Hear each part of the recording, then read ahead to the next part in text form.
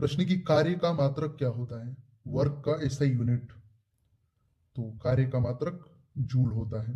ठीक है, देखिए जितने भी यहाँ पे मैं क्वेश्चन बताऊंगा सभी किसी न किसी एग्जाम में पूछे गए होंगे, चाहे यूपी, पीसीएस, एसएससी, देख रहे हैं ना, रेलवे, किसी न किसी एग्जाम में आया होगा। प्रकाश वर्ष किसकी इकाई है? क्वेश्चन बहुत पूछा जाता है। तो प्रकाश वर्ष बेसिकली ये दूरी की इकाई है। निम्नलिखित में से कौन सी मात्रा जड़त्व का माप है? जड़त्व का माप। तो सही जवाब होगा ऑप्शन नंबर सी, द्रव्यमान। द्रव्यमान जो है जड़त्व का माप है। ठीक है, बढ़ते हैं अगले प्रश्न की तरफ। नेक्स्ट है, यहां पे आपको मिलान करना है। ठीक है, तो चलिए मिलाते हैं इसको। तो करते हैं इसको। उच्च वेग का होता है जो है मैक, इसका तरंग दर का एंगस्ट्रॉम, दाब का पास्कल, मतलब ऐसे यूनिट है सब, ऊर्जा का जूल। तो ये सीधे हो जाएगा कि ए का 1, बी का 2, सी का 3 और डी का 4। ऑप्शन सी इसका सही जवाब होगा। देखिए प्रश्न आईएएस 1999 में पूछा गया है। नेक्स्ट है, इसको भी मिला, ये भौतिक राशि और इकाई है। तो इसको करते हैं, भौतिक राशि और इकाई। तो दूरी का मात्रक प्रकाश वर्ष दूरी की इकाई है। ठीक है, इसके अलावा जो है पदार्थ की मात्रा का मोल होता है। ठीक है, विद्युत आवेश की मात्रा का कूलाम होता है और ऊर्जा का वाट घंटा हो जाएगा ये। यानी इसका आंसर हो जाएगा ऑप्शन ए का 3, बी का 1, सी का 2 और डी का 4 इसका आंसर होगा। ये भी देखिए क्वेश्चन एनडीए ने 2015 में पूछा गया है। बढ़ते हैं अगले प्रश्न की तरफ। फिर से यहाँ पे करिए मिलान, भौतिक राशियां और इकाई। यहाँ भौतिक राशि और इनकी इकाई याद हो जाएगा ऐसे ही आपको पूरा। तो इसका आंसर होगा, देखिए त्वरण का होता है मीटर पर सेकंड स्क्वायर, बल का न्यूटन, आसान एकदम, कार्य का आपका हो जाएगा जूल, और आवेग का न्यूटन सेकंड। इसका आंसर ऑप्शन डी हो जाएगा। ए का 4, बी का 3, सी का 1 और डी का 2। यूपी पीसीएस 2005 का प्रश्न है। चलिए अगला प्रश्न है। क्वेश्चन है कि चलिए अगला क्वेश्चन है कि निम्नलिखित में से समय का मात्रक नहीं है, उसको चुनना है कि कौन समय का मात्रक नहीं है। तो सही जवाब होगा ऑप्शन नंबर सी, प्रकाश वर्ष ये दूरी का मात्रक है, समय का मात्रक नहीं है। पार्शिक इकाई है। तो पार्शिक जो है ये बेसिकली दूरी की इकाई है, दूरी की सबसे बड़ी इकाई मानी जाती है पार्शिक। ये भी प्रश्न यूपी पीसीएस 1997 और ये रेलवे 2003 में पूछा गया है। बढ़ते हैं अगले प्रश्न की तरफ। नेक्स्ट क्वेश्चन है, तो अगला प्रश्न है कि देखिए भी क्वेश्चन यूपी पीसीएस 2001 में पूछा गया है। प्रश्न है कि निम्नलिखित में से कौन सा एक सुमेलित नहीं है। तो कौन सा सुमेलित नहीं, उसको करना है। डेसिबल ये ध्वनि की प्रबलता इकाई है, सही है। अश्वशक्ति शक्ति की इकाई है, ये भी सही है। समुद्री मील नौ संचालन में दूरी की इकाई है, ये भी सही है। सेल्सियस उष्मा की इकाई, ये गलत है। ठीक है, उष्मा की इकाई जो है जूल होता है। ल्यूमेन किसका मात्रक है? तो ल्यूमेन जो है ये ज्योति फ्लक्स का मात्रक है, ल्यूमेन। ठीक है, ये भी देखिए क्वेश्चन रेलवे 2004 में पूछा गया है। बढ़ते अगले प्रश्न की तरफ। नेक्स्ट है, क्यूरी किसकी इकाई का नाम है? तो क्यूरी जो है ये रेडियो एक्टिव धारिता की इकाई का नाम है। पास्कल इकाई है, तो दाब का इकाई है पास्कल। कैंडेला मात्रक है, तो ज्योति तीव्रता का मात्रक है कैंडेला। ठीक है, चलिए बढ़ते हैं अगले प्रश्न की तरफ। नेक्स्ट है, जूल निम्नलिखित में से किसकी इकाई है? तो जूल बेसिकली ऊर्जा की इकाई है। मात्रकों की अंतरराष्ट्रीय पद्धति कब लागू की गई थी? ये लागू किया गया था 1971 में, 1971 में। हर्ट्ज से क्या मतलब, क्या मापने की यूनिट है ये हर्ट्ज? तो तरंगों की आवृत्ति मापा जाता है हर्ट्ज से। विद्युत मात्रा की इकाई है, तो विद्युत मात्रा की इकाई एम्पियर है। ठीक है, वीडियो को दोबारा देख के आप एकदम 100% ये सब प्रश्न याद कर लीजिएगा, यहाँ से क्वेश्चन बनते हैं बहुत ज़्यादा। और जनरल साइंस के प्लेलिस्ट में जाकर और बहुत सारे वीडियोस मैंने बना रखे, उन्हें भी देखिएगा। एसआई पद्धति में लेंस की शक्ति की इकाई क्या है? तो यह डायोप्टर, लेंस की शक्ति की इकाई। डेसिबल किसे नापने के लिए प्रयोग में लाया जाता है? तो वातावरण में ध्वनि को नापा जाता है डेसिबल से। एम्पियर क्या नापने की इकाई है? तो ये इकाई है करंट, करंट को नापते हैं एम्पियर में। नेक्स्ट है, अगला प्रश्न है कि यंग प्रत्यास्थता गुणांक का एसआई मात्रक है, तो न्यूटन पर मीटर स्क्वायर है यंग प्रत्यास्थता गुणांक का एसआई मात्रक। ठीक है। निम्नलिखित युगों में से किन भौतिक राशियों के समान बीमीय सूत्र है, मतलब डायमेंशनल फॉर्मूला उनका सेम है, तो सेम है वो है बल एवं दाब का, इन दोनों का सेम है। एक खगोलीय इकाई संबंधित है, एक खगोलीय इकाई बेसिकली संबंधित है सूर्य एवं पृथ्वी के बीच की दूरी से। ठीक है, ऑप्शन ए इसका सही जवाब होगा। नेक्स्ट है, अगला प्रश्न है कि निम्नलिखित में से कौन सी अविमीय राशि है, तो अविमीय राशि विकृति जो है ये अविमीय राशि है। ये भी देखिए क्वेश्चन एसएससी 2015 में पूछा गया है। बढ़ते हैं अगले प्रश्न की तरफ। नेक्स्ट क्वेश्चन है, अगला प्रश्न है कि निम्नलिखित में से कौन एक सदिश राशि नहीं है। सदिश राशि और अदिश आप समझते होंगे, वेक्टर क्वांटिटी और स्केलर क्वांटिटी। तो सदिश राशि नहीं है, सही जवाब होगा ऑप्शन नंबर डी। द्रव्यमान जो है ये अदिश राशि है, बाकी संवेग, वेग, कोणीय वेग इनके पास जो है मैग्नीट्यूड और डायरेक्शन दोनों होता है, इसीलिए वेक्टर क्वांटिटी है, सदिश है। अदिश के पास केवल मैग्नीट्यूड होता है, क्वांटिटी मतलब कि डायरेक्शन नहीं होता है। अब यहां पे बताने कि अदिश राशि है, अदिश राशि, तो अदिश राशि ऊर्जा यहाँ पे अदिश राशि है। निम्नलिखित में से कौन सी एक सदिश राशि है, तो कौन सी सदिश राशि है, तो संवेग जो है मोमेंटम ये सदिश राशि है, वेक्टर क्वांटिटी है। नेक्स्ट है, निम्नलिखित में से कौन सी राशि सदिश नहीं है, तो सदिश नहीं है आयतन, वॉल्यूम, ये अदिश है। निम्नलिखित में से सदिश राशि है, इतना प्रैक्टिस करवा दूंगा कि इस तरह के क्वेश्चन एक भी नहीं छूटेगा। वेग जो है ये सदिश है। निम्नलिखित में से कौन एक व्युत्पन्न परिमाण है, तो द्रव्यमान जो है व्युत्पन्न परिमाण है। नेक्स्ट है, अगला प्रश्न है, त्वरण ज्ञात करने का सही सूत्र कौन सा है, तो त्वरण ज्ञात करने का सही सूत्र ही है, ऑप्शन ए ही होगा। पढ़ा होगा आपने कि v equal to u plus a t, तो इसी से बनेगा। पदार्थ के संवेग और वेग के अनुपात से कौन सी भौतिक राशि प्राप्त होती है, तो वेग और संवेग का जब आप रेशियो निकालोगे ना, तो आपके पास बचेगा द्रव्यमान, मास। ये भी देखिए बीपीएससी 2002 का प्रश्न, ऊपर वाला भी बीपीएससी 2002 में पूछा गया था। प्लांक के अचर में किसका आयाम होता है, तो कोणीय वेग का, ऑप्शन सी इसका सही जवाब होगा। नेक्स्ट है, जब एक लड़की झूले पर बैठी स्थिति में झूला झूल रही है, उस लड़की के खड़े हो जाने पर दोलनों का आवर्तकाल क्या होगा, तो दोलनों का आवर्त जो है कम हो जाएगा अगर वो खड़ी हो जाएगी तो। घूर्णन करती गोल मेज पर अचानक एक लड़का आकर बैठ जाता है, मेज की कोणीय वेग पर क्या प्रभाव पड़ेगा, तो वेग जो है उसका कम हो जाएगा, एंगुलर मोमेंटम कम हो जाएगा। सब क्वेश्चन बहुत ही इंपॉर्टेंट है, प्रश्न पूछे जाते हैं।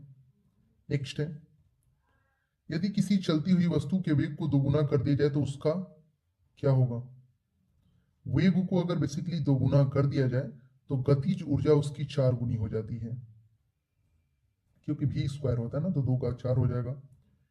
किसी पिंड के द्रव्यमान तथा भार में अंतर होता है, क्योंकि, तो क्योंकि द्रव्यमान स्थिर रहता है जबकि भार परिवर्तनीय होता है, ऑप्शन बी इसका सही जवाब है।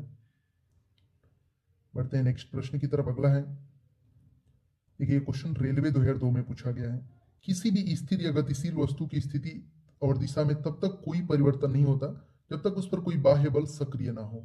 यह है, तो ये क्या है, यह है बेसिकली न्यूटन की गति विषय का प्रथम नियम, न्यूटन फर्स्ट लॉ ही है ना। ठीक है। किसी असंतुलित बल द्वारा किसी पिंड में उत्पन्न त्वरण क्या होता है, बल के अनुक्रमानुपाती होता है, ऑप्शन बी इसका सही जवाब होगा।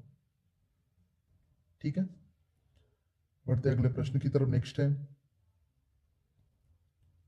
तो अगला क्वेश्चन है कि न्यूटन के गति के तीसरे नियम के अनुसार क्रिया तथा प्रतिक्रिया से संबंध बल हमेशा भिन्न भिन्न वस्तुओं पर ही लगे होने चाहिए। आपने जो न्यूटन थर्ड लॉ पढ़ा है ना, every action has equal and opposite reaction, तो ये एक्शन और रिएक्शन जो है ना, क्रिया तथा प्रतिक्रिया, ये हमेशा भिन्न भिन्न वस्तुओं पर ही लगे होने चाहिए। ठीक है, चलिए अगला प्रश्न है।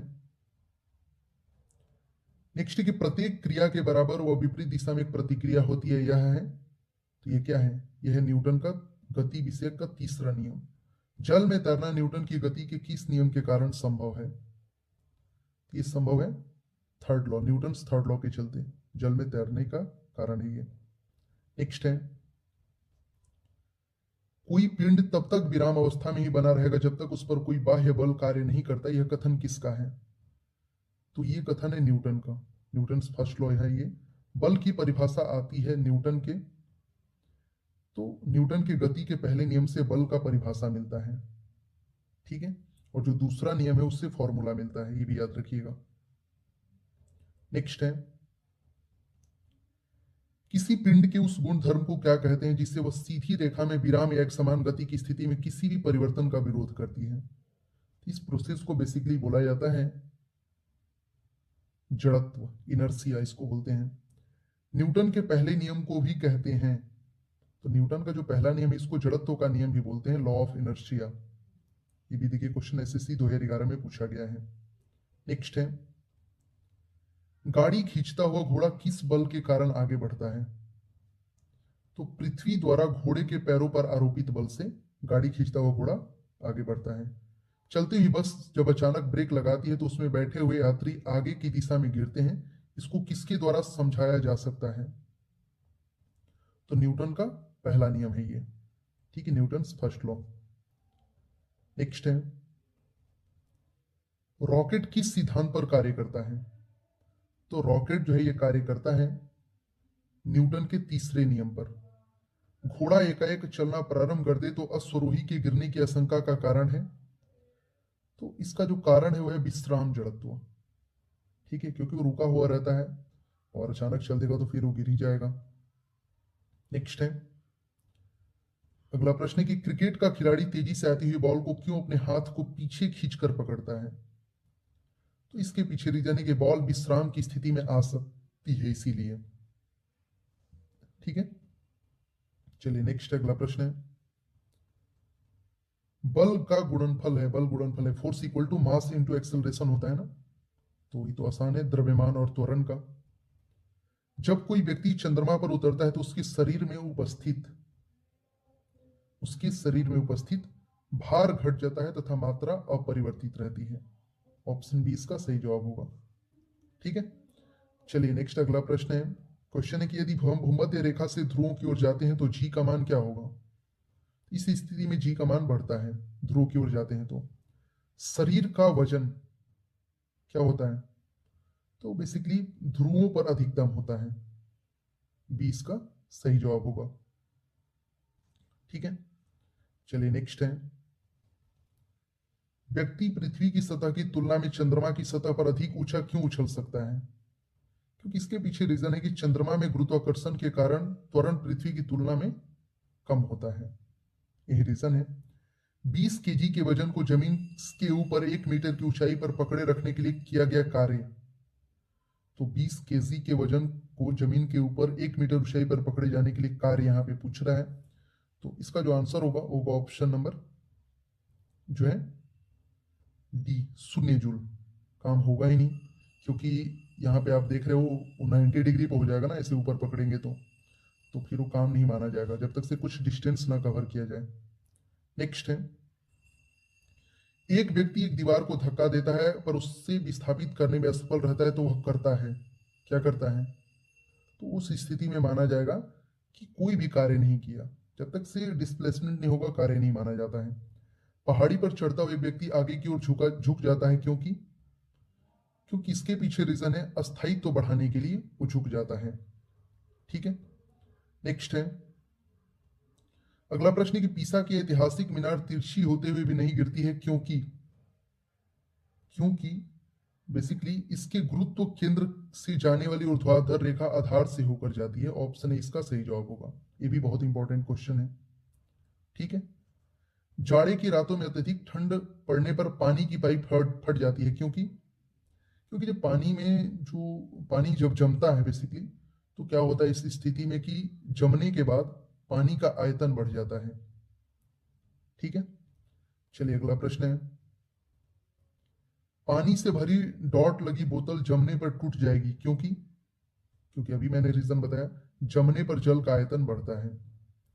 जल के आयतन में क्या परिवर्तन होगा यदि तापमान 9 डिग्री से गिरकर 3 डिग्री सेल्सियस कर दिया जाता है? तो इस स्थिति में होगा क्या कि आयतन पहले घटेगा और बाद में बढ़ेगा, 4 डिग्री सेल्सियस तक घटेगा फिर बाद में बढ़ने लगेगा। चलिए अगला प्रश्न है। अगला क्वेश्चन है कि सब बहुत इंपॉर्टेंट क्वेश्चन है ये। एक झील में तैरने वाली इस्पात की नाव के लिए नाव द्वारा विस्थापित पानी की भार कितना है? तो नाव के उस भाग के बराबर जो झील की पानी की सतह के नीचे है। ऑप्शन सी इसका सही जवाब होगा। एनडीए एनए 2012 में क्वेश्चन आया हुआ है। नेक्स्ट है, किसी कालीन की सफाई के लिए यदि उसे छड़ी से पीटा जाए तो उसमें कौन सा नियम लागू होगा? तो इसमें लागू होगा गति का पहला नियम, न्यूटन्स फर्स्ट लॉ। ठीक है, चलिए अगला प्रश्न है। सड़क पर चलने की अपेक्षा बर्फ पर चलना कठिन है क्योंकि क्योंकि बर्फ में सड़क की अपेक्षा घर्षण कम होता है। ठीक है, नेक्स्ट है कि रोड़ी युक्त सड़क की तुलना में बर्फ पर चलना कठिन होता है क्योंकि, फिर से वही क्वेश्चन आ गया, आंसर भी वैसा ही होगा। ऑप्शन बी, पैर तथा बर्फ के मध्य घर्षण बल रोड़ी एवं पैर के मध्य घर्षण बल की तुलना में कम होता है। ठीक है, चलिए अगला प्रश्न है। लकड़ी के सिलेंडरकार पात्र को खींचने की जगह लुढ़काना आसान होता है क्योंकि क्योंकि लुढ़कन अवस्था में घर्षण बल फिसलन अवस्था में घर्षण बल की तुलना में बहुत कम होता है। ऑप्शन बी इसका सही जवाब होगा। नेक्स्ट है, अगला प्रश्न कि यदि एक नदी में चलता हुआ जहाज समुद्र में आता है तब जहाज का स्तर क्या होगा? मतलब नदी से चल के वो आया है समुद्र में, तो उस स्थिति में बेसिकली वो थोड़ा ऊपर आ जाएगा, ऊपर हो जाएगा। ठीक है, नेक्स्ट है, लोहे की कील पारे में क्यों तैरती है जबकि यह पानी में डूब जाती है? इसके पीछे रीजन है कि लोहे का घनत्व तो पानी से अधिक है तथा पारे से कम है। ठीक है, 70 का सी आंसर हो जाएगा। नेक्स्ट है, जब एक ठोस पिंड को पानी में डुबोया जाता है तो उसके भार में ह्रास होता है, या ह्रास कितना होता है, मतलब कमी, ये कमी होता है। सही जवाब होगा ऑप्शन नंबर ए, विस्थापित पानी के भार के बराबर। ठीक है, चलिए अगला प्रश्न है। नेक्स्ट है कि बर्फ पानी में तैरती है परंतु एल्कोहल में डूब जाती है, क्यों? तो इसके पीछे रीजन है कि बर्फ पानी से हल्की होती है तथा अल्कोहल से भारी होती है। ऑप्शन डी इसका सही जवाब होगा। चलिए अगला प्रश्न है। नेक्स्ट है कि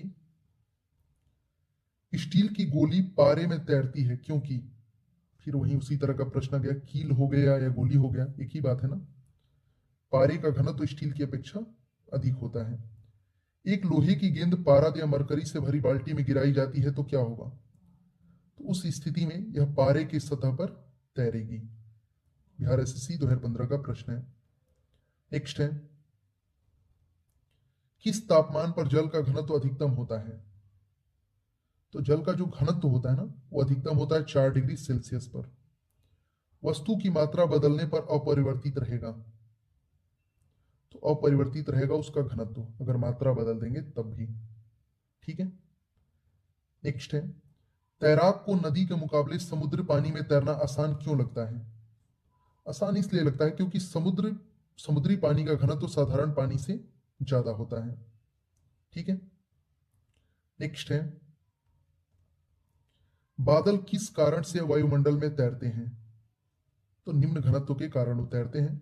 समुद्र में प्लवन करते आइसबर्ग का कितना भाग समुद्र की सतह से ऊपर रहता है?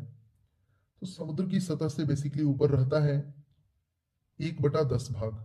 ये भी देखिए क्वेश्चन आया हुआ है एग्जाम में। नेक्स्ट है, बांध के नीचे की दीवार मोटी बनाई जाती है क्योंकि क्योंकि गहराई बढ़ने के साथ द्रव का दाब बढ़ता है। बर्फ पर स्केटिंग करना प्रदर्शित करता है कि दाब बढ़ाने पर बर्फ का गलनांक क्या होगा? तो दाब बढ़ने पर बर्फ का गलनांक जो है बेसिकली घट जाता है। नेक्स्ट है, चौराहों पर पानी के फुहारे में गेंद नाचती रहती है क्योंकि क्योंकि पानी का वेग अधिक होने से दाब घट जाता है। भारी हिमखंड शीर्ष की अपेक्षा निचले तल से पिघलता है क्योंकि क्योंकि निचले तल पर दाब अधिक होने के कारण गलनांक घट जाता है। ठीक है, चलिए बढ़ते हैं अगले प्रश्न की तरफ। तो अगला प्रश्न है कि दलदल में फंसे व्यक्ति को लेट जाने की सलाह दी जाती है, क्यों? तो इसके पीछे रीजन है कि क्षेत्रफल अधिक होने से दाब अधिक हो जाता है। ठीक है, क्षेत्रफल अधिक होने से जो है, मतलब कि नहीं, इसका आंसर ये होगा, ऑप्शन है। क्षेत्रफल अधिक होने से दाब कम हो जाता है, इसीलिए लेट जाने को सलाह दिया जाता है। याद रखिएगा, ये 84 का ये हो जाएगा। बर्फ के दो टुकड़ों को आपस में दबाने पर टुकड़े आपस में चिपक जाते हैं, क्यों? क्योंकि दाब अधिक होने से बर्फ का गलनांक घट जाता है। ऑप्शन ए बार बार, ये तो मैं बता रहा हूं आपको। चलिए आगे बढ़ते हैं अगले प्रश्न की तरफ। नेक्स्ट है, तो अगला क्वेश्चन है कि प्रायः तेज आंधी आने पर फूस या टीन की हल्की छतें उड़ जाती है, क्यों? क्योंकि इसके पीछे रीजन है कि छत के ऊपर बहने वाली उच्च वेग की वायु छत सतह पर दाब उत्पन्न कर देती है तथा छत के नीचे दाब सामान्य रहता है। यही रीजन है। ऑप्शन सी इसका सही जवाब होगा। नेक्स्ट है, रेल की पटरी के नीचे लकड़ी या कंक्रीट की चौड़ी पट्टियां लगाई जाती है जिससे कि रेलगाड़ी द्वारा लगाया गया दाब कम हो जाएगा। 87 का डी सही जवाब होगा। नेक्स्ट है, पहाड़ों पर कभी कभी व्यक्तियों के नाक व मुंह से खून निकलने लगता है, क्यों? क्योंकि ऊंचाई बढ़ने के साथ वायुमंडलीय दाब घट जाता है। 88 का डी सही जवाब होगा। नेक्स्ट है, अगला प्रश्न है कि हवाई जहाज में फाउंटेन पेन से स्याही बाहर निकल आती है, क्योंकि क्योंकि ऊंचाई बढ़ने से वायुदाब में कमी आती है। ये भी देखिए, क्वेश्चन रेलवे 2004 में पूछा गया है। यदि पृथ्वी का द्रव्यमान वही रहे, त्रिज्या 1% कम हो जाए, तब पृथ्वी के तल पर जी का मान, तो उस स्थिति में पृथ्वी के तल पर जी का मान 2% बढ़ जाएगा। ठीक है, नेक्स्ट है, अगला प्रश्न है कि ऊंचाई की जगहों पर पानी 100 डिग्री सेल्सियस के नीचे के तापमान पर क्यों उबलता है? क्योंकि फिर से वही होगा, क्योंकि वायुमंडलीय दाब कम हो जाता है, अतः उबलने का बिंदु नीचे आ जाता है। 91 का ए इसका आंसर हो जाएगा। ठीक है, चलिए अगला प्रश्न है, साबुन के बुलबुले के अंदर का दाब वायुमंडलीय दाब से अधिक होता है। ऑप्शन ए सही जवाब होगा। हम दलदली सड़कों पर क्यों फिसलते हैं? तो घर्षण की कमी के चलते ही फिसलते हैं। ठीक है, चलिए बढ़ते हैं अगले प्रश्न की तरफ।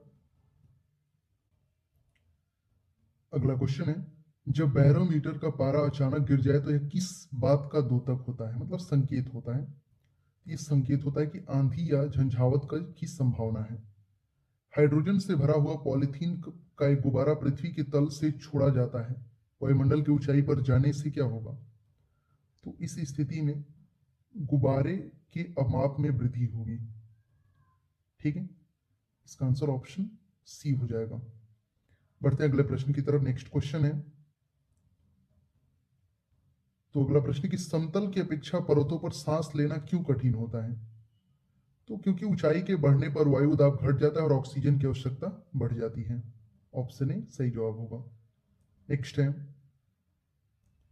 जब 14 वायु दाब मापी किसी ऊंचे पर्वत पर ले जाया जाता है तो नलिका में पारा गिर जाता है, क्योंकि क्योंकि वहां पर वायुमंडलीय दाब निम्न हो जाता है। ऑप्शन सी इसका सही जवाब होगा। ठीक है, नेक्स्ट है, उड़ान से पहले हवाई जहाज दौड़ मार्ग पर दौड़ाया जाता है, तो क्योंकि कार्यकारी वायु दाब बढ़ाने के लिए ये किया जाता है। हाइड्रोजन से भरा रबड़ का गुब्बारा वायु में ऊपर जाकर फट जाता है, क्योंकि क्योंकि वायु दाब वहां पे घट जाता है।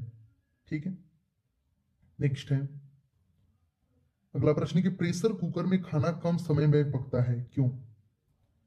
क्योंकि अधिक दाब के कारण उबलते पानी का ताप बढ़ जाता है।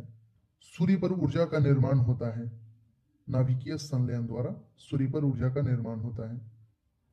नेक्स्ट है, सूर्य की ऊर्जा उत्पन्न होती है, तो सूर्य की ऊर्जा उत्पन्न होती है नाभिकीय संलयन द्वारा। डायनेमो परिवर्तित करता है, ये क्या करता है? ये यांत्रिक ऊर्जा को विद्युत ऊर्जा में परिवर्तित करता है डायनेमो। देखिए सब क्वेश्चन आया हुआ है एग्जाम में। ठीक है, और यही सब प्रश्न आते हैं एग्जाम में। नेक्स्ट है,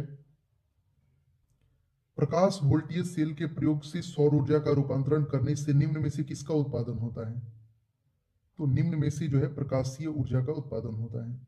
जब हम रबड़ को गद्दे वाले सीट पर बैठते हैं, रबड़ के गद्दे वाले सीट पर बैठते हैं, तो गद्दे पर लेटते हैं, बैठते हैं या लेटते हैं, तो उसका आकार जो है परिवर्तित हो जाता है, ऐसा पदार्थ में पाया जाता है।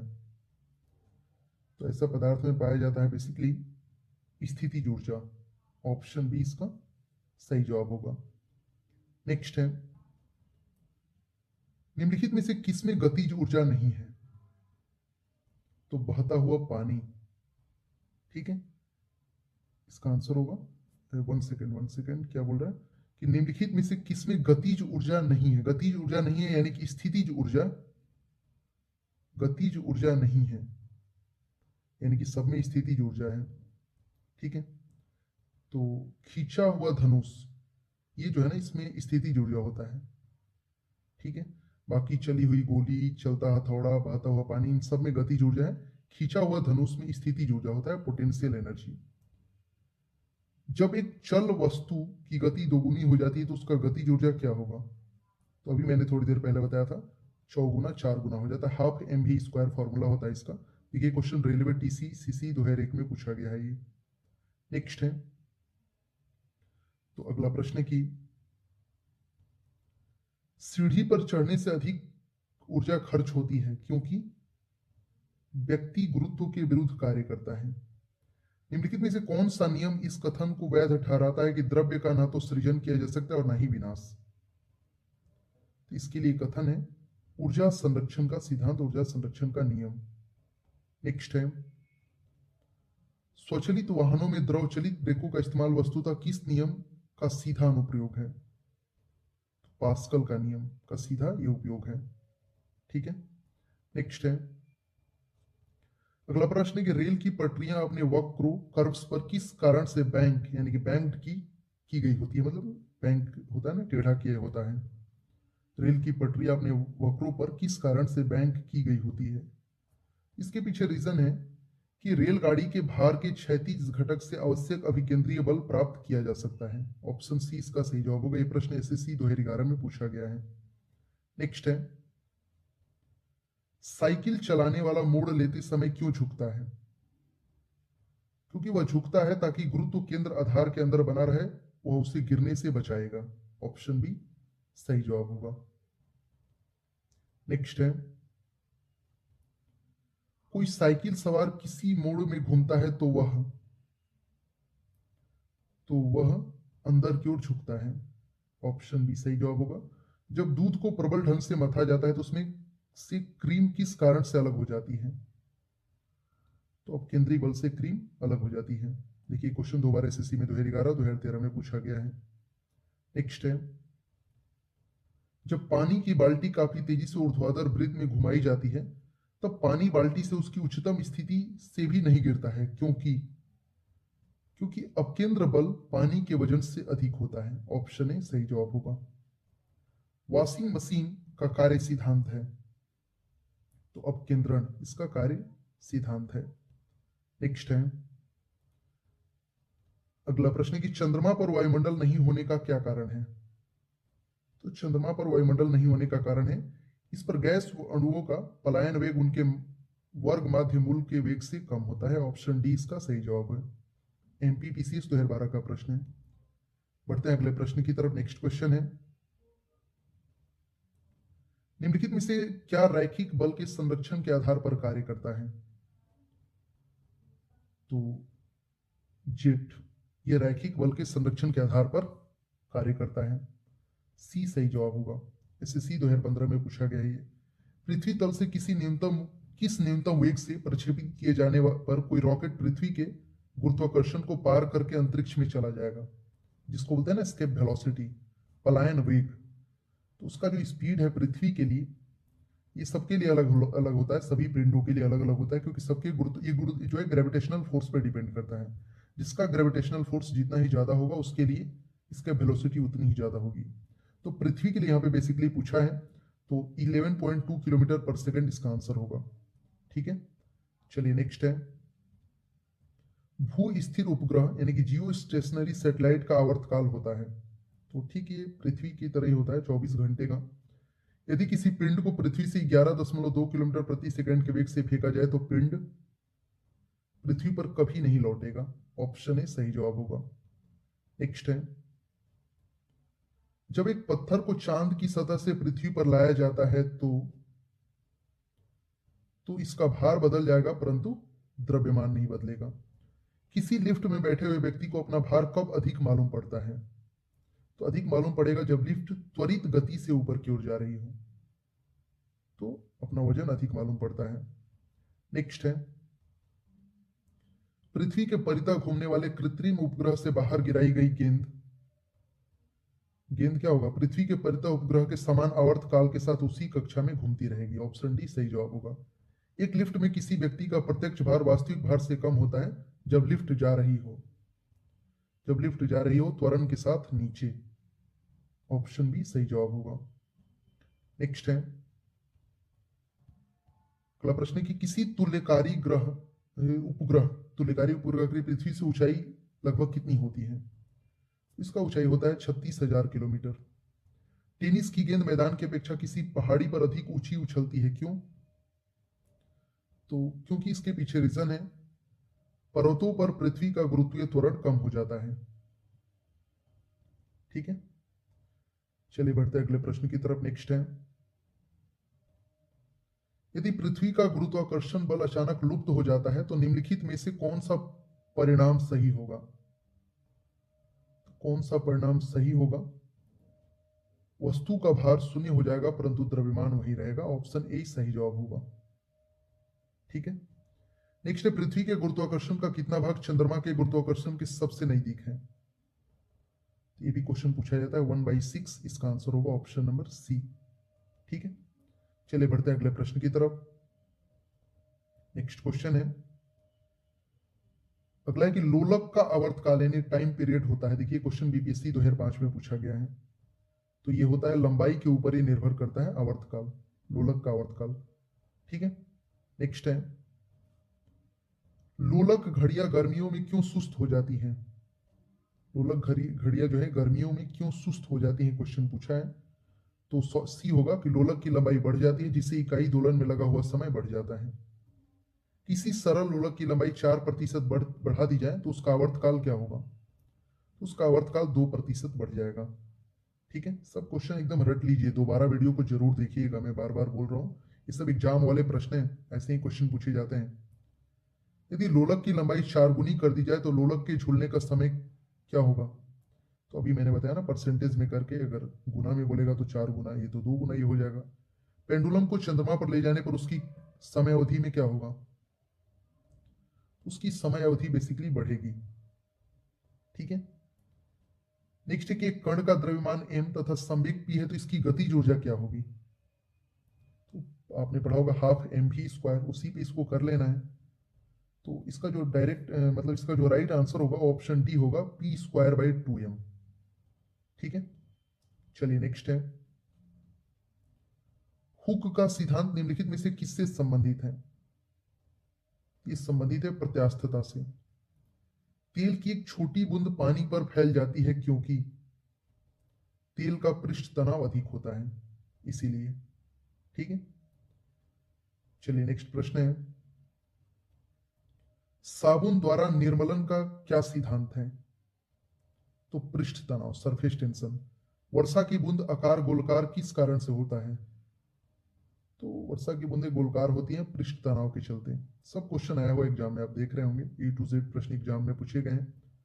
एक द्रव बूंद गोलीय आकार धारण कर लेती है तो पृष्ठ तनाव के कारण, सरफेस टेंशन के चलते। चलिए अगला प्रश्न है, नेक्स्ट है, स्थिर पानी में मिट्टी का तेल डालने पर मच्छर जो है कम होते हैं, क्योंकि लार्वा की सांस लेने में बाधा डालता है ये। पानी से निकलने पर सेविंग ब्रश के बाल आपस में चिपक जाते हैं, इसके पीछे क्या रीजन है? इसके पीछे भी रीजन वही है, पृष्ठ तनाव। चलिए नेक्स्ट क्वेश्चन है, अगला है कि स्थिर गति से जा रही खुली कार में बैठा एक बालक गेंद को हवा में सीधे ऊपर फेंकता है तो गेंद गिरती है, तो गेंद कहां गिरेगी? उस स्थिति में गेंद उसके हाथ में ही गिरेगी। ऑप्शन सी इसका सही जवाब है। एसएससी 2008 में क्वेश्चन पूछा गया है। बढ़ते हैं अगले प्रश्न की तरफ। नेक्स्ट है अगला प्रश्न कि एक व्यक्ति पूर्णतः चिकने बर्फ के क्षैतिज समतल के मध्य में विराम स्थिति में है, न्यूटन के किस नियम का उपयोग करके वह अपने आप को तट पर ला सकता है? तो उसे यूज करना पड़ेगा, मतलब न्यूटन का कौन सा नियम यहां पे लगेगा? तो तीसरा नियम, गति का। कपूर के छोटे छोटे टुकड़े जल की सतह पर क्यों नाचते हैं? तो पृष्ठ तनाव के कारण नाचते हैं। ऑप्शन ए सही जवाब होगा। नेक्स्ट है जब शुद्ध जल में डिटर्जेंट डाला जाता है तो पृष्ठ तनाव घट जाता है। साबुन को जल में घोलने पर पृष्ठ तनाव क्या होगा? ये भी घट जाएगा। ठीक है। नेक्स्ट प्रश्न है अगला क्वेश्चन है कि संवातक कमरे की छत के निकट लगाए जाते हैं क्योंकि, जो आपने देखा होगा ना वेंटिलेटर जो लगते हैं वो छत के निकट ही क्यों लगते हैं? तो इसके पीछे रीजन है कि सांस में छोड़ी गई हुई गर्म हवा ऊपर उठती है और बाहर चली जाती है। ये क्वेश्चन एसएससी सीपीओ एसआई 2008 में पूछा गया है। बढ़ते हैं अगले प्रश्न की तरफ। नेक्स्ट है तो अगला क्वेश्चन है कि यहाँ पे कथन है कि अपमार्जक जो है अपमार्जक मैले कपड़े में सरलतापूर्वक तेल व गर्द निकाल देते हैं। रीजन है कि अपमार्जक जल का पृष्ठ तनाव बढ़ा देते हैं। तो देखिए इसका जो सही आंसर होगा होगा ऑप्शन सी कि ए सही है परंतु आर गलत है। कथन सही है लेकिन रीजन गलत है। नेक्स्ट है अंतरिक्ष यात्री अंतरिक्ष में सीधे खड़े नहीं रह सकते क्योंकि क्योंकि गुरुत्व है ही नहीं, तो फिर सीधा खड़ा नहीं हो सकते। यदि केस नली का व्यास दोगुना कर दिया जाए तो इसमें चढ़ने वाले जल सतह की ऊंचाई क्या होगी? आधी रह जाती है। ऑप्शन बी इसका सही जवाब होगा। ठीक है। बढ़ते हैं अगले प्रश्न की तरफ। नेक्स्ट क्वेश्चन है अगला प्रश्न की श्यानता इकाई है, तो श्यानता इकाई है सही जवाब होगा इस प्रश्न का वो होगा ऑप्शन नंबर ए पॉइस का। ठीक है। चलिए नेक्स्ट है जब दो भिन्न भिन्न व्यास के केस नलियों को किसी द्रव में ऊर्ध्वाधर डुबोने पर चढ़े द्रव की ऊंचाई क्या होगी? कम व्यास वाली केस नली में अधिक होगी। ऑप्शन सी इसका सही जवाब होगा। लैंप की बत्ती में तेल किसके कारण ऊपर उठता है? सब प्रश्न पूछे जाते हैं। तो केसिकीय घटना के चलते ऊपर उठता है। नेक्स्ट है पानी में लोहे की सुई डूब जाती है लेकिन जहाज तैरता रहता है, यह किस सिद्धांत पर आधारित है? ये आधारित है आर्किमिडीज के सिद्धांत पे। ऑप्शन बी सही जवाब होगा। चलिए बढ़ते हैं अगले प्रश्न की तरफ। नेक्स्ट क्वेश्चन है तो अगला प्रश्न है कि आर्किमिडीज का नियम निम्नलिखित में से किससे संबंधित है? तो आर्किमिडीज का नियम जो है प्लवन के नियम से संबंधित है। जब कोई वस्तु किसी द्रव में पूर्णतः या आंशिक रूप से डुबाई जाती है उसके भार में कुछ कमी प्रतीत होती है तथा उसके भार में आभासी कमी उस वस्तु के द्वारा हटाए गए द्रव के भार के बराबर होती है। सिद्धांत है। ये सिद्धांत है जो है किसका सिद्धांत है? आर्किमिडीज का। तो यही सिद्धांत है ना। ऑप्शन बी सही जवाब होगा। नेक्स्ट है उत्प्लावकता से संबंधित वैज्ञानिक है, तो अभी मैंने आपको बताया आर्किमिडीज। द्रव में आंशिक या पूर्णतः डूबे हुए किसी ठोस द्वारा प्राप्त उछाल की मात्रा निर्भर करती है, ये निर्भर करती है ठोस द्वारा हटाए गए द्रव की मात्रा पे। ये क्वेश्चन आरआरबी लोको पायलट 2003 में पूछा गया है। बढ़ते हैं अगले प्रश्न की तरफ। नेक्स्ट है जल पृष्ठ पर लोहे के टुकड़े के न तैरने का कारण है। ये नहीं तैरता है, इसके पीछे रीजन है लोहे द्वारा विस्थापित जल का भार लोहे के भार से कम होता है। कोई भी नाव डूब जाएगी यदि वह पानी हटाती है अपने आयतन के बराबर। ऑप्शन ही सही जवाब होगा। ठीक है। चलिए अगला प्रश्न है महान वैज्ञानिक आर्किमिडीज किस देश से संबंधित थे? ये ग्रीस के थे आर्किमिडीज। पानी की बूंदों का तैलीय पृष्ठों पर न चिपकने का कारण है, तो न चिपकने का कारण है असंजक बल का अभाव। ऑप्शन सही जवाब होगा। तुल्यकारी उपग्रह घूमता है पृथ्वी के गिर्द। कैसे? ये घूमता है पश्चिम से पूर्व, जैसे पृथ्वी घूमता है पश्चिम से पूर्व वैसे ही तुल्यकारी जो ग्रह है ना, जो स्टेशनरी सैटेलाइट जिसको बोलते हैं, वो भी ऐसे ही घूमते हैं। ठीक है। चलिए नेक्स्ट है अगला प्रश्न है कि पहिए में बॉल बियरिंग का कार्य है। इसका काम है स्थैतिक घर्षण को गतिज ऊर्जा में बदलना। ऑप्शन सी सही जवाब होगा। नेक्स्ट है, जेट इंजन और रॉकेट के बारे में निम्नलिखित कथन पर विचार कीजिए। तो ये दोनों स्टेटमेंट आपको पढ़ने होंगे और आपको बताना है कि कौन सा इसमें सही है। ठीक है, तो देखिए इसका आंसर ऑप्शन सी हो जाएगा कि 1 और 2 ये दोनों सही है। जेट इंजन अपनी ऑक्सीजन पूर्ति के लिए परिवेश की वायु का प्रयोग करता है, अतः अंतरिक्ष में गति के लिए अनुपयुक्त है। ये सही है। ये भी रॉकेट अपने ऑक्सीजन की पूर्ति को गैस के रूप में और ईंधन में वहन करता है। ये दोनों के दोनों स्टेटमेंट सही है। नेक्स्ट है, पानी के गिलास में एक बर्फ का टुकड़ा तैर रहा है, जब बर्फ पिघलती है तो पानी के स्तर पर क्या प्रभाव पड़ेगा? ये भी क्वेश्चन आता है। तो उस स्थिति में उतना ही रहेगा, कोई प्रभाव नहीं पड़ेगा। MPPCS 2008 में ये पूछा गया है। बढ़ते हैं अगले प्रश्न की तरफ। नेक्स्ट क्वेश्चन है, अगला है कि एक ऊंची इमारत से 9.8 मीटर पर सेकंड स्क्वायर के एक समान त्वरण के साथ गिराई जाती है, मतलब गेंद को, तो 3 सेकंड बाद उसका वेग क्या होगा? तो वेग यहाँ पे बताना है कि क्या होगा। ये तो आपको थोड़ा सा सॉल्व वॉल्व करना पड़ेगा, लेकिन ठीक है, ये इजली बन जाएगा। 3 से मल्टीप्लाई कर देंगे तो आ जाएगा आंसर 29.4 मीटर पर सेकंड स्क्वायर। ठीक है, एक वस्तु का द्रव्यमान 100 किलोग्राम है। अगर चंद्रमा पर गुरुत्वाजनित त्वरण g/6 है तो चंद्रमा में वस्तु का द्रव्यमान कितना होगा? तो सिंपल सी बात है, तो इसका मैंने आपको अभी बताया था कि एक वस्तु का द्रव्यमान, अब यहाँ पे देखिए द्रव्यमान की बात हो रही है, तो द्रव्यमान चाहे पृथ्वी पे हो चाहे चंद्रमा पे हो चेंज नहीं होता है। 100 किलोग्राम ही इसका आंसर होगा। बहुत सारे लोग इसमें ये आंसर लगा देंगे कि 6 से डिवाइड कर देते हैं। IAS 2001 में पूछा गया है। ठीक है, तो देखते हैं, ये क्वेश्चन IAS 2001 में पूछा गया है। ठीक है, चलिए बढ़ते हैं अगले प्रश्न की तरफ। नेक्स्ट है, पावर शक्ति का एसआई मात्रक वाट किसके समतुल्य है? ये समतुल्य है किलोग्राम मीटर पर सेकंड क्यूब के। ऑप्शन सी इसका सही जवाब होगा। भारहीनता की अवस्था में एक मोमबत्ती की ज्वाला का आकार हो जाएगा, तो आकार वही रहेगा ज्वाला का। नेक्स्ट है, अगला प्रश्न है कि एक केस नली में जल की अपेक्षा एक तरल अधिक ऊंचाई तक चढ़ता है, इसका कारण है? तो इसका कारण है तरल की पृष्ठ तनाव जल की अपेक्षा अधिक होती है। ठीक है, बढ़ते हैं अगले प्रश्न की तरफ। नेक्स्ट है, अगला एक निम्नलिखित में से किस एक के लिए केशिकत्व एकमात्र कारण नहीं है? तो पौधों की जड़ों से जल का इसके पूर्ण पर्ण समूह की ओर बढ़ना, ये केशिकत्व ही एकमात्र कारण नहीं, इसके पीछे और कुछ कारण होते हैं। गुरुत्वाकर्षण के सार्वभौमिक नियम का प्रतिपादन किसने किया? तो ये किया है प्रतिपादन न्यूटन ने। ठीक है, बढ़ते हैं अगले प्रश्न की तरफ। नेक्स्ट है, ऊर्जा संरक्षण का आशय क्या है? तो ऊर्जा संरक्षण का जो सिद्धांत है वो कहता है कि ऊर्जा ना तो सृजन हो सकता है और ना ही विनाश हो सकता है ऊर्जा का।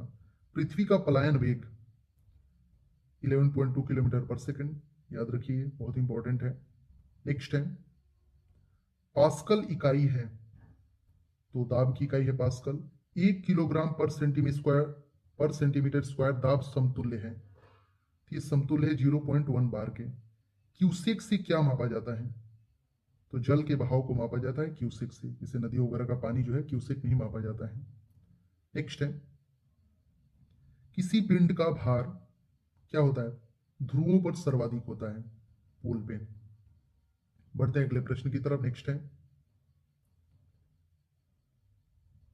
क्वेश्चन है कि जब किसी वस्तु को पृथ्वी से चंद्रमा पर ले जाया जाता है तो क्या होगा? तो उस सिचुएशन में उसका भार घट जाएगा, द्रव्यमान तो वही रहता है। चलिए अगला प्रश्न है, यहां पे आपको करना है मिलान। ठीक है, तो करते हैं। विद्युत बल का न्यूटन होगा, विद्युत आवेश का कूलाम होगा, विद्युत विभव का वोल्ट होगा और विद्युत धारिता का फैराड होगा। इसलिए इसका आंसर बी हो जाएगा। ए का 2, बी का 3, सी का 1 और डी का 4। चलिए नेक्स्ट है, अगला प्रश्न कि एक भूस्थिर उपग्रह अपनी कक्षा में निरंतर गति करता है या अपकेंद्र बल के प्रभाव से होता है जो प्राप्त होता है? तो ये प्राप्त होता है पृथ्वी द्वारा उपग्रह पर लगाने वाले गुरुत्वाकर्षण से। ठीक है, चलिए नेक्स्ट है कि स्वचलित कलिया जो है कलाई घड़ियों में ऊर्जा मिलती है, तो हमारे हाथ के विभिन्न संचालन से ऊर्जा मिलती है। नेक्स्ट है, जब कुएं से पानी की बाल्टी को ऊपर खींचते हैं तो हमें महसूस होता है कि बाल्टी पानी की सतह से ऊपर भारी हो गई है, भारहीनता होती है। तो गुरुत्वाकर्षण की शून्य स्थिति, उसी को भारहीनता बोलते हैं। चलिए नेक्स्ट है, निम्नलिखित में से कौन सबसे अधिक प्रत्यास्थ है, मतलब वो फैल सकता है, कहने का मतलब प्रत्यास्थ है वो ज्यादा, तो स्टील इसका सही जवाब होगा। एक भू उपग्रह अपने कक्ष में निरंतर गति करता है या केंद्र बल के प्रभाव से होता है जो प्राप्त होता है, तो पृथ्वी द्वारा उपग्रह पर लगाने वाले गुरुत्वाकर्षण से प्राप्त होता है। नेक्स्ट है, घड़ी की स्प्रिंग में भंडारित ऊर्जा, घड़ी की स्प्रिंग में भंडारित ऊर्जा स्थितिज ऊर्जा होती है। कक्षा में अंतरिक्ष यान में भारहीनता की अनुभूति का कारण है, ये कारण है कक्षा में त्वरण बाहरी गुरुत्वाकर्षण के कारण त्वरण के बराबर होता है। ऑप्शन बी इसका सही जवाब होगा। ये दोनों प्रश्न एसएससी 2007 में पूछे गए हैं। इसी तरह के क्वेश्चन एग्जाम में आते हैं। प्रैक्टिस करिए ज्यादा से ज्यादा, इस वीडियो को 2 बार 3 बार देखिए, जब तक ये सारे प्रश्न नहीं याद हो जाए तब तक देखते रहिए। इससे बार एक भी क्वेश्चन नहीं आएगा आपका मैकेनिक्स जो चैप्टर है ना, उससे फिजिक्स में। डोरी से बंधे हुए एक पत्थर को तेजी से वृत्त में घुमाया जाता है, घुमाते समय अचानक डोरी टूट जाती है तो क्या होगा? उस सिचुएशन में पत्थर स्पर्शतः रैखिकतः उड़ जाता है। ठीक है, चलिए बढ़ते हैं अगले प्रश्न की तरफ। नेक्स्ट है, अंडा मृदु जल में डूब जाता है किंतु नमक के सांद्र घोल में तैरता है, इसके पीछे रीजन क्या है? इसके पीछे देखिए रीजन है कि नमक के घोल का घनत्व अंडे के घनत्व से अधिक हो जाता है। ऑप्शन सी सही जवाब होगा। किसी व्यक्ति को मुक्त रूप से घूर्णन कर रहे घूर्णी मंच पर अपनी कोणीय चाल कम करने के लिए क्या करना चाहिए? तो उस स्थिति में अपने हाथ बाहर की तरफ फैला दे वो। ऑप्शन सी सही जवाब होगा। नेक्स्ट है, साबुन कपड़ों की बेहतर सफाई क्यों सहायक है? तो ये सहायक इसलिए कि यह घोल के पृष्ठीय तनन को कम करता है। न्यूटन मीटर मात्रक है, तो न्यूटन मीटर मात्रक है ये। यहाँ तो ऑप्शंस के रिगार्डिंग आंसर आपको करना होगा, ऊर्जा यहाँ पे हो जाएगा। ठीक है, चलिए नेक्स्ट है, डायनेमो इससे परिवर्तित करता है, तो यांत्रिक ऊर्जा को विद्युत ऊर्जा में। दूध से क्रीम निकाल लेने पर क्या होगा? उस स्थिति में दूध का घनत्व बढ़ जाता है। ऑप्शन ए सही जवाब होगा। नेक्स्ट है, निम्नलिखित कथनों में कौन सा एक सही नहीं है? सही नहीं है तो ये चारों आपको पढ़ना पड़ेगा। पढ़ते हैं। पहला है कि किसी भी पिंड पर भार भिन्न भिन्न ग्रहों पर भिन्न भिन्न होता है, सही है बिल्कुल। ठीक है, किसी भी पिंड का द्रव्यमान पृथ्वी पर चंद्रमा और रिक्त आकाश में समान होता है, द्रव्यमान तो सब जगह समान होगा, दूसरा भी सही है। तीसरा है कि किसी भी पिंड की भारहीनता की स्थिति उस पर लगने वाले गुरुत्वीय बल के प्रति संतुलित होने पर होती है, ये भी सही है। ऑप्शन डी है कि पृथ्वी पर की सतह पर समुद्र तल पर किसी भी पिंड का भार और द्रव्यमान समान होते हैं, ये गलत है। इसमें डी गलत है, बाकी ए बी सी तीनों सही है। इस्पात के गोले में पदार्थ की मात्रा उसका क्या है? तो उसका द्रव्यमान है। ऑप्शन बी सही जवाब होगा। नेक्स्ट है, चंद्रमा पर वायुमंडल नहीं है, क्योंकि चंद्रमा पर वायुमंडल नहीं है, इसके पीछे रीजन है कि यहां परमाणुओं का पलायन वेग उनके वर्ग माध्य मूल के वेग से कम है। निम्नलिखित में से किस स्थान पर जी का मान सर्वाधिक होता है? तो जी का मान सर्वाधिक होगा अंटार्कटिका के कैंप में। ठीक है, क्यों? क्योंकि पोल पे मैंने पहले बताया था, ध्रुव पे इसका आंसर होगा, तो उसको दूसरे लैंग्वेज में यहाँ पे लिख दिया है। बिहार एसएससी 2015 में पूछा गया है। चलिए नेक्स्ट है, द्रव चलित ब्रेक, हाइड्रोलिक ब्रेक जिसको बोलते हैं, किसके नियम पर कार्य करता है? तो पास्कल के नियम पे कार्य करता है। बढ़ते हैं अगले प्रश्न की तरफ। नेक्स्ट क्वेश्चन है, आखिरी में एक क्वेश्चन मैं पूछूंगा आप लोगों से, निम्नलिखित में से किसकी इकाई न्यूटन मीटर नहीं है? तो न्यूटन मीटर नहीं है यहाँ पे, तो बल का नहीं है न्यूटन मीटर, बाकी सबका हो जाएगा। गतिज ऊर्जा, ऊर्जा ऊर्जा, कार्य ऊर्जा, सबका न्यूटन मीटर हो जाएगा। एक धावक लंबी छलांग लगाने के लिए पहले कुछ दूरी तक दौड़ता है, इसके पीछे रीजन क्या है? इसलिए वो दौड़ता है क्योंकि छलांग लगाते समय उसके शरीर की गति, जड़ता उसको ज्यादा दूरी तय करने में मदद करती है। ऑप्शन सी सही जवाब होगा। नेक्स्ट है, भिन्न भिन्न द्रव्यमान के दो पत्थरों को एक भवन के शिखर से गिराया जाता है, तो दोनों पर पत्थर जमीन पर एक साथ पहुंचते हैं, इसका सही जवाब होगा ऑप्शन सी। कोणीय संवेग इसके बराबर होता है, तो ये बराबर होता है जड़त्व आघूर्ण इंटू कोणीय वेग के। कोणीय संवेग बराबर होता है। ठीक है, नेक्स्ट है अगला प्रश्न है कि बर्नौली का सिद्धांत निम्नलिखित में से किसके संरक्षण का प्रकथन है? तो ऊर्जा का। लोहे की सुई पानी की सतह पर किस कारण तैरती है? तो पृष्ठ तनाव के कारण तैरती है। ठीक है, नेक्स्ट है ब्लॉटिंग पेपर द्वारा स्याही किस सोखने में शामिल है? केशिकीय अभिक्रिया जो है अभिक्रिया परिघटना, ऑप्शन बी सही जवाब होगा। नेक्स्ट है किसी वस्तु का भार उस समय न्यूनतम होता है जब उसे रखा जाता है। तो जब उसे रखा जाता है पृथ्वी के केंद्र पर तो उसका भार न्यूनतम होता है। निम्नलिखित में से किसने न्यूटन से पूर्व बता दिया था कि सभी वस्तुएं पृथ्वी की ओर गुरुत्वाकर्षित होती हैं? न्यूटन से पहले ही बता दिया था ब्रह्मगुप्त ने। ठीक है, नेक्स्ट है यदि एक पेंडुलम से दोलन करने वाली घड़ी को पृथ्वी से चंद्रमा पर ले जाया जाए तो घड़ी होगी कार्य करना बंद कर देगी। इसका आंसर हो जाएगा यदि पेंडुलम से दोलन करने वाली घड़ी को पृथ्वी से चंद्रमा पर ले जाया जाए तो घड़ी कार्य करना बंद कर देगी। ठीक है, नहीं 1 सेकेंड, इसको सही कर लेते हैं। यदि एक पेंडुलम से दोलन करने वाली घड़ी को पृथ्वी से चंद्रमा पर ले जाया जाए तो घड़ी बेसिकली सुस्त हो जाएगी, बंद नहीं करेगी, एकदम स्लो हो जाएगी, सुस्त हो जाएगी। इसका आंसर होगा। ठीक है, चलिए नेक्स्ट प्रश्न देखते हैं। गैस भरे गुब्बारे का नाखून की तुलना में सुई से फटना आसान क्यों होता है? तो आसान इसलिए होता है क्योंकि सुई गुब्बारे पर नाखून की तुलना में अधिक दाब डालती है। जिस चीज का एरिया कम होता है ना उससे प्रेशर ज्यादा होता है, उसका प्रेशर ज्यादा होता है। चलिए अगला प्रश्न है क्वेश्चन नंबर 214। लिफ्ट में मनुष्य का प्रत्यक्ष वजन वास्तविक वजन से कब जो है कम कब रहता है? तो कम रहता है जब लिफ्ट तेजी से नीचे की ओर आ रही हो। और ये 215 नंबर आपका होमवर्क है। इसका आंसर आप सभी लोग कमेंट से